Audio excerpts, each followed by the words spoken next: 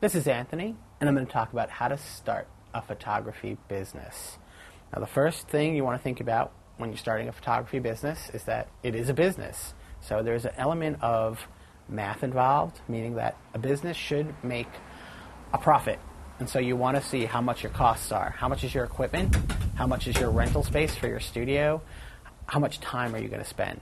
And how much are you going to charge for your time? So it's the first thing, whether or not you even want to start a photography business. That's key. Number two is there a need for a photography business in the area that you live in? Some areas, there really aren't very many photographers around. That is a great area to start a photography business. Some areas, there's more photographers than you want to know about. You could throw a stick, chances are you're going to hit a photographer. That's probably not the place that you want to start a photography business.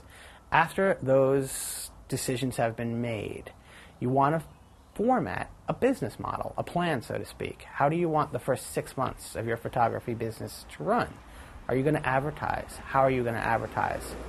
Who are you going to market yourself towards? These are really, really specific decisions that, believe me, I've made mistakes that you want to think about when you start your photography business. And the more specific you are, the better your photography business is going to be. If I lived out someplace where there's a lot of snowboarders, I might say, I really love photographing snowboarders. I'm going to start a business specifically towards snowboarders and people that make snowboards. You might live in a place where there's a lot of, let's say there's horse stables. I'm going to do photography about horses, about breeding horses, about riding. And I'm going to be the best photographer in that area to do that in. Those are excellent examples of how to start a really good photography business. Once you've made those decisions, you just need to be organized. You need to spend a lot of time. I mean, people that I know that have started successful photography businesses really do work about, I would say, an average of 12 to 15 hours a day. Not nonstop, but they keep plugging away at it. It's not something that you're just going to sit at a desk at. You'd be surprised. And that, to me, is sort of part of the math. How many hours am I willing to spend? Do I want to be away from my family? Am I single? Do I have enough time to even do this? The other thing you want to think about when you're starting a photography business, and this is a really important thing, is to start small. Don't take a huge job as your first job. Chances are you're going to fail miserably.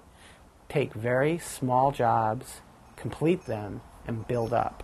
Once you feel that confidence level in yourself that you can do this, you'll be okay.